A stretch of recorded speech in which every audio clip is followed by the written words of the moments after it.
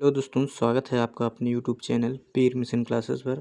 आज हम दोस्तों क्लास 12th का जो आपका लेसन है, द लास्ट लेसन, पहला चैप्टर है, उसके जो जितने भी इम्पोर्टेंट क्वेश्चन हैं दोस्तों उसको हम देखने वाले हैं, जो कि आपके एग्ज़ाम 2026 के लिए बहुत ही महत्वपूर्ण है दोस्तों।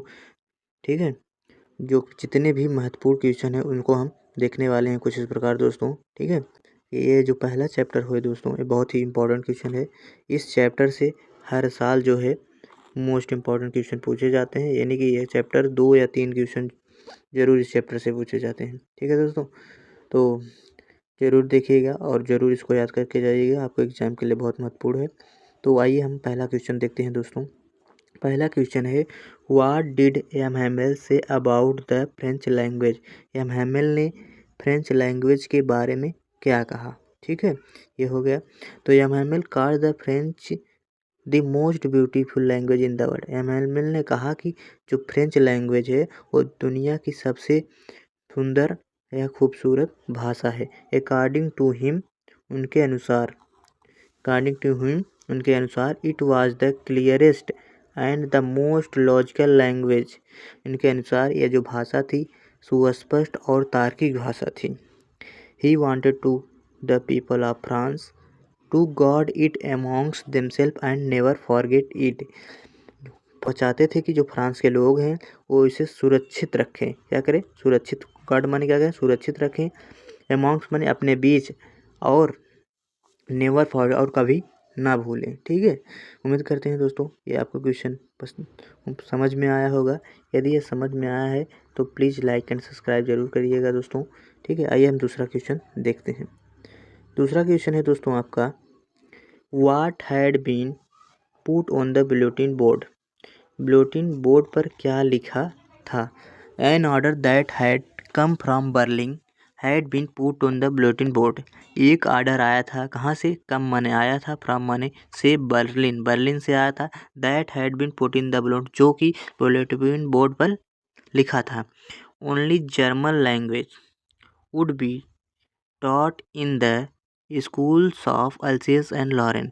यानी कि ओनली जो जर्मन भाषा है वही schools of Alsace and Lorraine में क्या होगी? पढ़ाई जाएगी, यानी कि टॉट, पढ़ाई जाएगी। ठीक है, the new teacher had come from next day.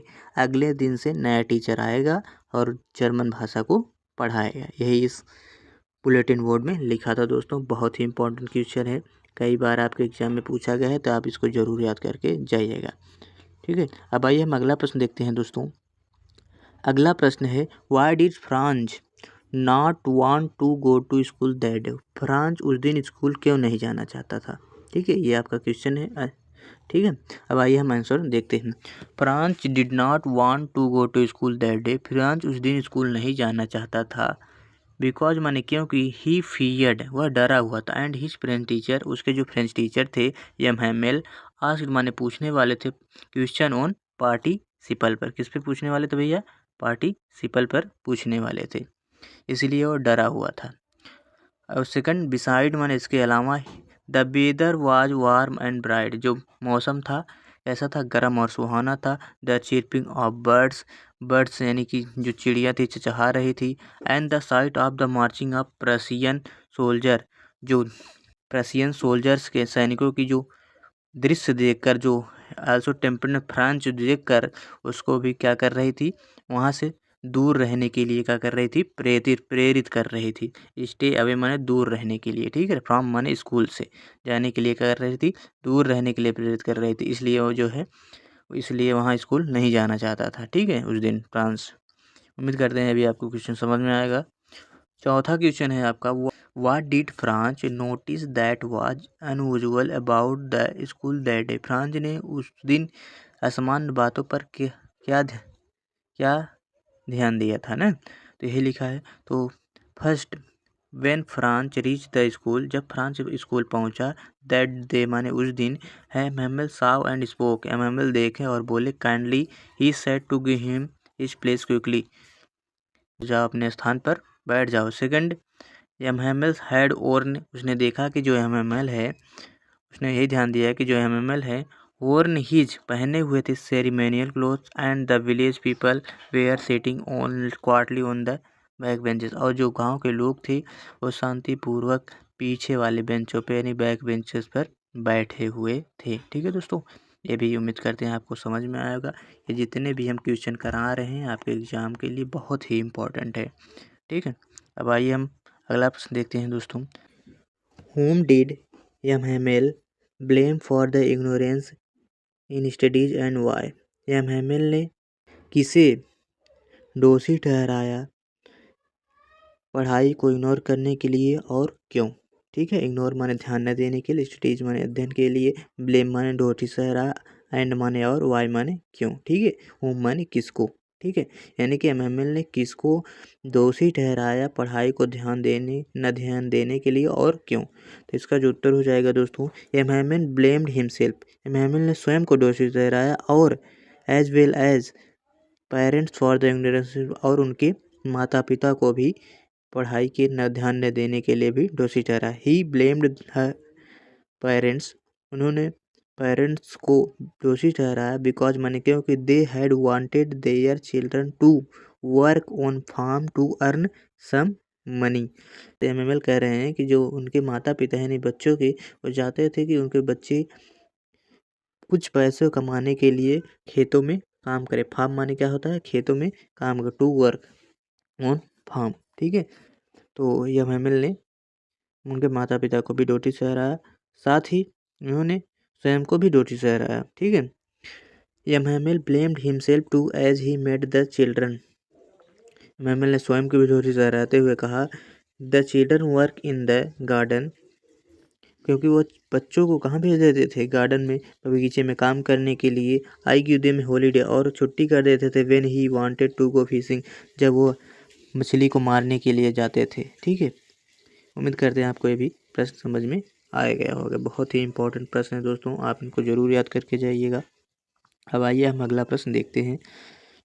अगला प्रश्न है आपका दोस्तों छठवां प्रश्न है what happened when church clock struck 12, जब चर्च की घड़ी में 12 बजे तो क्या घटित हुआ। When the church clock struck 12, जब चर्च की घड़ी में 12 बजे तो Prussian army came to take over, Prussian army ने क्या कर दिया, टेक ओवर कर दिया।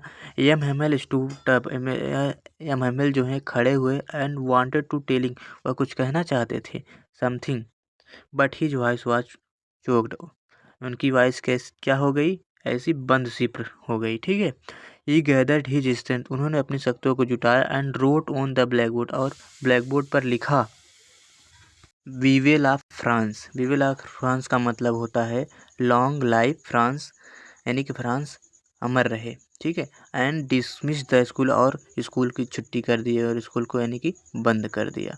अब आइए हम अगला प्रश्न देखते हैं दोस्तों। सातवां प्रश्न है दोस्तों आपका what was the bulletin board, how was it importance. Bulletin board क्या था, वह कैसे महत्वपूर्ण था। बहुत ही इंपॉर्टेंट क्वेश्चन है दोस्तों, कई बार आपके एग्जाम में पूछा है, वेरी वेरी मोस्ट इम्पॉर्टेंट। आप इसको ज़रूर लगा दीजिए, आप इसको ज़रूर याद करके जाइएगा, क्योंकि हर साल हम कह सकते हैं क्वेश्चन जरूर पूछा जाता है किसी न किसी सेट में, इसे आप जरूर याद करके जाइएगा। ठीक है, the bulletin board was the centre of information near the town hall, जो बुलेटिन बोर्ड था वो सूचनाओं का केंद्र था नियर टाउन हॉल, यानी टाउन हॉल के पास। ठीक है, the bad news had come from the bulletin board, जितनी भी बुरी खबरें होती थी बुलेटिन बोर्ड पर आती थी। फॉर द लास्ट 2 ईयर्स, जैसे की जितनी भी बुरी खबरें होती थी क्या होती थी, वो बुलेटिन बोर्ड पर आती थी। एज माने जैसे, the last bottles of draft, यानी हारी हुई लड़ाइयाँ, the orders of the commenting officer ETC, so it was important, यानी जो ड्राफ्ट कमांडिंग ऑफिसर के ऑर्डर्स यानी आदेश होते थे वो भी क्या होती थी, इस पर छपी होती थी। सो इट वाज इम्पॉर्टेंट, इसलिए यह महत्वपूर्ण था। यानी कि बुलेटिन बोर्ड टाउन हॉल के पास सूचनाओं का केंद्र होता था, जिसमें 2 वर्षों से बुलेटिन बोर्ड पर जो बुरी खबरें छपी हुआ करती थी, जैसे कि हारी हुई लड़ाइयाँ, ड्राफ्टिंग कंप्यूटर के आदेश, ETC, इसीलिए यह क्या था, महत्वपूर्ण था। बहुत ही इंपॉर्टेंट क्वेश्चन है दोस्तों, आप इसको ज़रूर याद करके जाइएगा।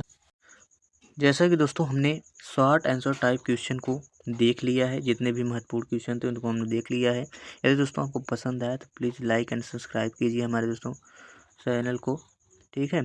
प्लीज़ सपोर्ट ज़रूर कीजिएगा यदि पसंद आ रहा है तो। अब आइए हम लॉन्ग आंसर को देखते हैं दोस्तों, जो कि आपके एग्ज़ाम के लिए काफ़ी महत्वपूर्ण है, ठीक है। तो लॉन्ग आंसर में है आपका फर्स्ट है, what was the scene inside the class when Franz reach the school. जब फ्रांस स्कूल पहुंचा तो कैसा दृश्य था, ठीक है। व्हेन Franz reach the school he found everything so still as Sunday morning. जब फ्रांस स्कूल पहुंचता है तो वह पाता है कि सब कुछ जो है संडे मॉर्निंग की तरह क्या था, स्थिर था, यानी कि कुछ चिल्लाहट उल्लाहट कुछ भी नहीं हो रही थी। थ्रू द विंडो, जब वह ही सॉ हिज क्लासमेट, जब वो खिड़की के द्वारा अपने क्लासमेट्स को देखता है तो ऑलरेडी इन देयर प्लेसेस, अपने क्या है स्थान पर बैठे हुए थे। And Hamel was walking up and down with his terrible iron under rule his warm, यानी कि हेमेमल जो है इधर उधर टहल रहे थे और अपने आर्म में अंडर यानी कि आयरन लोहे की छड़ को लेकर इधर उधर टहल रहे थे। कहाँ पर, अपने आर्म के अंदर, ठीक है।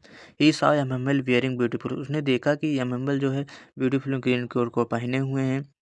And saw the village people sitting quietly, और देखा कि जो गांव के लोग हैं वहाँ बेंचे पर शांतिपूर्वक बैठे हैं, जिसमें ओल्ड हाउसर ने बूढ़े लोग भी घर शामिल थे और कुछ अन्य लोग भी शामिल थे, ठीक है। तो ये आपका क्वेश्चन था। और एमएमएल सेड वेरी काइंडली, एमएमएल जो हैं फ्रांस को कहते हैं कि प्यालतापूर्वक, go to your place little Franz, अपने स्थान पर जाओ लिटिल फ्रांस। सो एवरीथिंग, उस दिन जो है इसलिए, सो एवरीथिंग सब कुछ, एंड एवरीबडी सभी लोग, वाज स्टिल माने स्थिर थे, एंड साइलेंट थे उस दिन, ठीक है।